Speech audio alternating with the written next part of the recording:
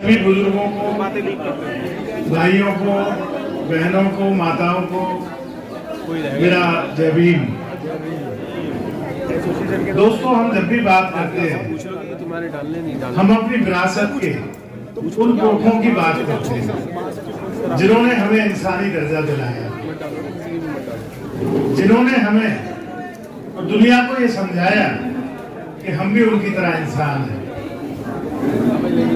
और इस कड़ी में हम याद करते हैं तथागत बुद्ध को, हम याद करते हैं वाल्मीकि जी महाराज को, हम याद करते हैं संत कबीर को, हम याद करते हैं संत रविदास को, हम याद करते हैं ज्योतिबा फूले को। लेकिन मैं आज आपसे सवाल पूछता हूं, क्या इस पूरी कवायद में क्या कोई हमारी पुरखिन भी थी जिन्होंने हमारी मुक्ति के लिए लड़ाई लड़ी, हमारी मुक्ति का दरवाजा खोला, हमें इंसानी दर्जा दिलवाने की कोशिश की? थी एक पुरखिन दोस्तों, थी एक पुरखिन। और आज हम उसी क्रांतिकारी पुरखिन को यहाँ याद कर रहे हैं। आज हम अपनी विरासत की उस क्रांतिकारी पुरखिन को याद कर रहे हैं जो भारत देश की पहली शिक्षिका थी।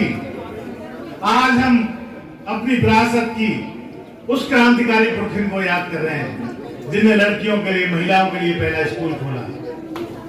आज हम उस महान क्रांतिकारी पुरखिन को याद कर रहे हैं जिसने आधी आबादी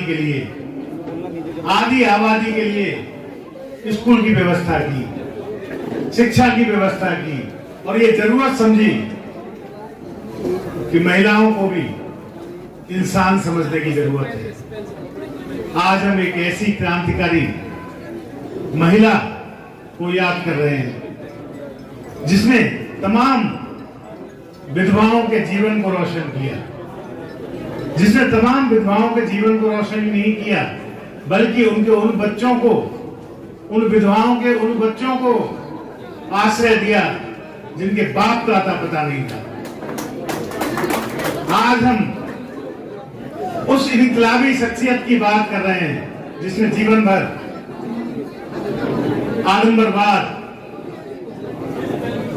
भेदभाव और जातिवाद के खिलाफ संघर्ष किया। आज हम एक ऐसी ग्रेट पर्सनैलिटी की बात कर रहे हैं जिसने जीवन भर लोगों की सेवा की और बढ़ते दम तक, जीवन की शाम तक, आखिरी सांस तक लोगों की सेवा की। आज हम अपनी विरासत की उस महान पुरखिन, क्रांति ज्योति, ज्ञान ज्योति माता सावित्रीबाई फूले का, माता सावित्रीबाई फूले की जयंती मना रहे हैं।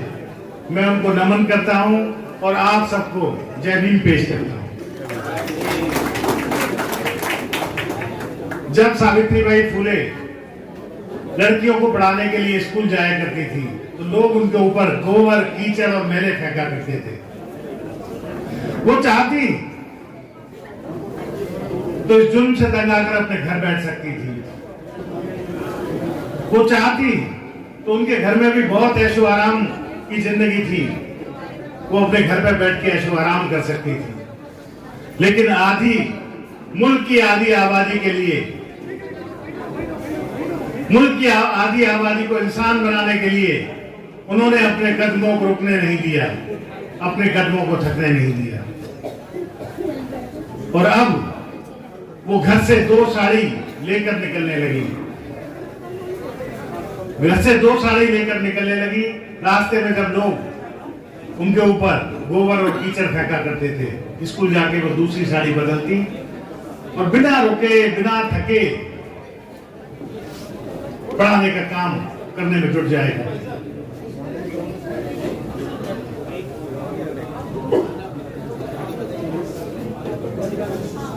जिन लोगों ने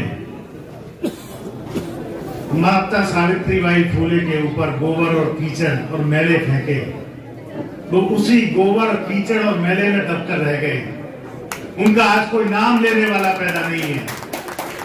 लेकिन माता सावित्रीबाई फुले क्रांति ज्योति के रूप में आज भी पूरी दुनिया में अपनी दमक बिखेर रही है और आज भी उनकी रोशनी में खड़े होकर हम उनका जन्मदिन, उनकी जयंती मना रहे हैं। सावित्रीबाई फुले जिंदाबाद, सावित्रीबाई फुले जिंदाबाद,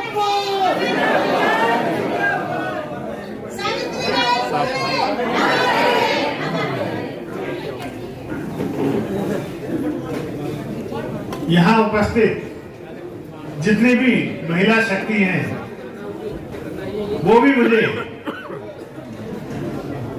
माता ज्योतिबाई फुले की प्रतिमूर्ति नजर आती हैं। जब लोगों ने देखा कि सावित्रीबाई फुले के कदम रुकने वाले नहीं हैं, तो उनमें से एक दबंग किस्म का आदमी एक दिन माता ज्योतिबाई फुले के रास्ते में खड़ा हो गया, माता सावित्रीबाई फुले के रास्ते में खड़ा हो गया। अब सावित्रीबाई फुले दाईं तरफ जाती तो वो दाईं तरफ जाता, बाईं तरफ जाती तो वो बाईं तरफ जाता। तमाशबीन भीड़ जमा हो गई। लोग मनी मन बहुत खुश थे कि आज सावित्रीबाई के होश ठिकाने आ जाएंगे, लेकिन ऐसा कुछ हुआ नहीं। जब सावित्रीबाई फुले की कई कोशिशें नाकाम हो गई निकलने की, तो उन्होंने आओ देखा ना ताओ देखा, एक तमतमाता हुआ थप्पड़ उस दबंग के गाल पर मार दिया। ये थप्पड़ दोस्तों सावित्रीबाई फुले ने उस दबंग को नहीं मारा था, ये थप्पड़ मारा था उस पेशवाई संस्कृति को, जो ब्राह्मणवादी, जो पेशवाई, जो आडंबरवादी और वो सोच रखता था औरतों को कमतर समझता था और समझता था कि औरतें कमजोर होती हैं, ये उसको मारा था। और इस थप्पड़ की गूंज इतनी थी दोस्तों कि उसके बाद जीवन भर सावित्रीबाई फुले का रास्ता रोकने वाला कोई पैदा नहीं हुआ।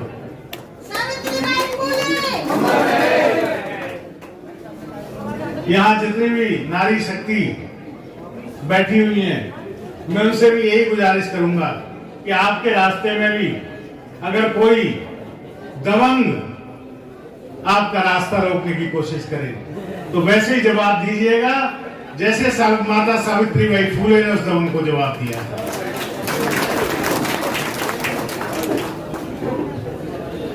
दोस्तों वो दौर था 19वीं सदी का, जब माता सावित्रीबाई फुले शिक्षा के प्रचार और प्रसार के लिए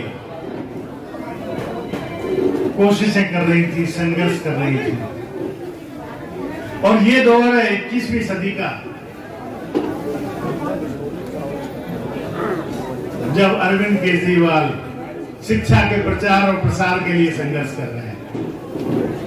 वो दौर था जब हमारी पुरखिन सावित्रीबाई शिक्षा के प्रचार और प्रसार के लिए संघर्ष कर रही थी, और ये दौर है जब अरविंद केजरीवाल शिक्षा के प्रचार और प्रसार के लिए संघर्ष कर रहे हैं। लेकिन दोस्तों ना हमारी पुरखिन रुकी थी इस संघर्षों से, ना हमारा नेता रुकेगा इन संघर्षों से। दिल्ली सरकार ने और अरविंद केजरीवाल ने शिक्षा का एक ऐसा मॉडल दिया कि अमेरिका के सबसे बड़े अखबार न्यूयॉर्क टाइम्स में फ्रंट पेज पर यह छपा कि अगर शिक्षा का मॉडल कहीं देखना हो तो दिल्ली जाकर देखो।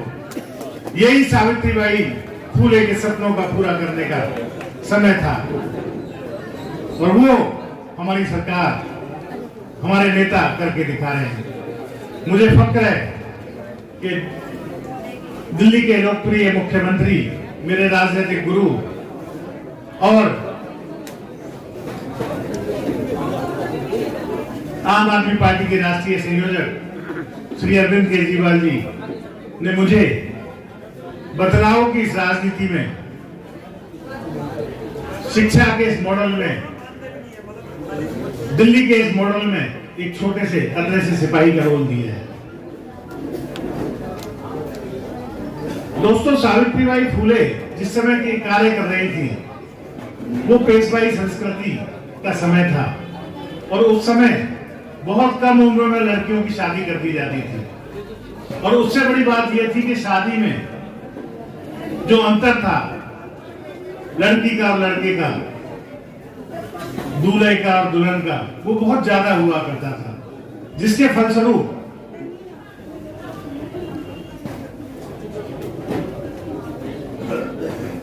लड़कियां कम उम्र में विधवा हो जाया करती थी। और जब वो विधवा हो जाती थी तो उनकी हालत बहुत खराब हो जाती, समाज उनको बहुत बुरा बर्ताव किया करता था। लोग उनको बहुत बुरा, मैं यहाँ कहना नहीं चाहूंगा कि हवस का शिकार बनाया करते थे। और वो विधवाएं गर्भवती हो जाया करती थी।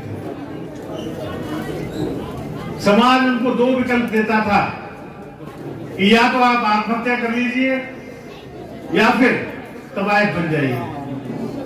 माता सावित्रीबाई फुले ने समाज के दोनों विकल्पों को खारिज करके पेशवाई संस्कृति को डंके की चोट पर जगह जगह जाकर, घर घर जाकर इश्तेहार लगवाए कि जिस विधवा का कोई नहीं है उसके लिए सावित्रीबाई फुले खड़ी है। सावित्रीबाई फुले के अनाथालय, सावित्रीबाई फुले के हॉस्टल्स उन विधवाओं के लिए खुले हैं। सावित्रीबाई फुले अमर रहे। माता सावित्रीबाई फुले अमर रहे। अच्छा भाई और बहनों, हम सब भाईचारे की बात करते हैं, ब्रदरहुड की बात करते हैं, दोस्ती की बात करते हैं। कभी हम बहनापे की बात करते हैं, कभी हम सिस्टरहुड की बात करते हैं? नहीं करते। आज हम एक बहनापे की, एक सिस्टरहुड की, एक दोस्ती की बात करें। हुआ यूं कि जब सावित्रीबाई फुले घर से निकलती थी स्कूल पढ़ाने के लिए तो समाज ने इसका विरोध किया। और जो सावित्रीबाई फुले के ससुर थे उन पर तमाम दबाव बनाया गया कि हम आपका हुक्का पानी बंद कर देंगे, हम आपको समाज से बाहर निकाल देंगे। सावित्रीबाई फुले के ससुर ने ज्योतिबा फुले और सावित्रीबाई फुले को अपने घर से निकाल दिया।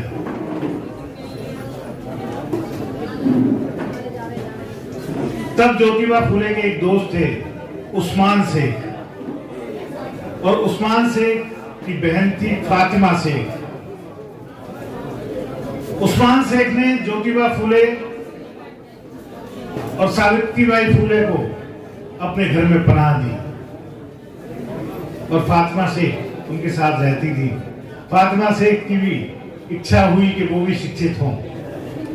फुले दंपति ने उनको शिक्षित किया, लेकिन कहानी यहां रुकने वाली नहीं थी, कहानी यहां खत्म नहीं हुई। उसके बाद फातिमा शेख भी लड़कियों को पढ़ाने का काम, लड़कियों को शिक्षित करने का काम करने लगी। और कालांतर में फातिमा शेख माता सावित्रीबाई फुले की सबसे बेहतरीन, सबसे मजबूत, सबसे भरोसेमंद साथी के रूप में स्थापित हुई। जब भी शिक्षा में माता सावित्रीबाई फुले का नाम लिया जाता है, बहन फातिमा शेख का भी नाम लिया जाता है। ये है एक बहनापे की बात। और इस बहनापे को, इस सिस्टरहुड को मैं गंगा जमनी तहजीब की जीती जागती मिसाल मानता हूं मैडम। और इस बहनापे पे हम फख्र करते हैं। दोस्तों, सावित्रीबाई फुले का ये जो क्रांतिकारी सफर था, ये जो जीवन यात्रा थी, संघर्षपूर्ण और शानदार जीवन यात्रा, इसके पीछे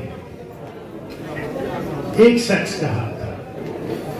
वो शख्स उनका दोस्त था, वो शख्स उनका हमसफर था, वो शख्स उनका रोल मॉडल था। और उस शख्स का नाम था महात्मा ज्योतिबा फुले। महात्मा ज्योतिबा फुले। ज्योतिबा फुले सावित्रीबाई फुले से सिर्फ अपना दाम्पत्य जीवन ही साझा नहीं किया करते थे, बल्कि अपना राजनीतिक और सामाजिक जीवन भी साझा किया करते थे। जितने पुलिस साथी यहाँ आए हुए हैं, मैं सबसे ये गुजारिश करता हूं कि अपने जीवन में थोड़ा सा ज्योतिबा फूले को जीने की कोशिश करिए। और ज्योतिबा फूले को जीने का मतलब है अपनी पत्नी, अपनी हमसफर, अपनी बेटर हाफ को अपना दोस्त मानिए, अपना हमसफर मानिए, अपना हमराज मानिए, अपना साझीदार मानिए। वैसे ही जितनी नारी शक्ति यहाँ आई हुई है, उनको भी मैं यही गुजारिश करना चाहता हूं कि थोड़ा सा सावित्रीबाई फूले को जीने की कोशिश कीजिए।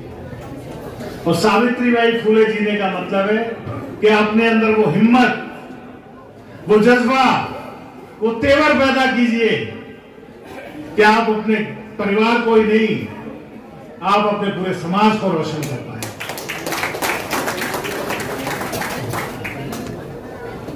और एक बात और मैं कहना चाहूंगा कि मुझे सावित्रीबाई फूले की अकेले की तस्वीर पसंद है और ना मुझे ज्योतिबा फूले की अकेले की तस्वीर पसंद है। मुझे वो तस्वीर पसंद है जिसमें दोनों एक साथ खड़े हों, क्योंकि ज्योतिबा फूले और सावित्रीबाई फूले भारतीय इतिहास का सबसे खूबसूरत और सबसे आदर्श का पल है। सबसे खूबसूरत और सबसे आदर्श का पल है, इससे हमें सीख लेनी चाहिए। और अंत में अगर हम सब भारत के लोग अपने जीवन में थोड़ा सा ज्योतिबा फूले अपने भीतर ले आए और सब हर नारी अपने अंदर थोड़ा सा सावित्रीबाई फूले को जी ले, तो वो दिन दूर नहीं जब हम एक ऐसे भारत का निर्माण कर पाएंगे जो बाबा साहेब डॉक्टर भीमराव अंबेडकर के सपनों का भारत होगा, जो ज्योतिबा फूले के सपनों का भारत होगा, जो सावित्रीबाई फूले के सपनों का भारत होगा। बहुत बहुत धन्यवाद। क्रांति ज्योति सावित्रीबाई फूले, क्रांति ज्योति सावित्रीबाई फूले, क्रांति ज्योति सावित्रीबाई फूले। Thank you. जय भीम, जय भारत, जय संविधान। बहुत बहुत धन्यवाद मंत्री जी। और आप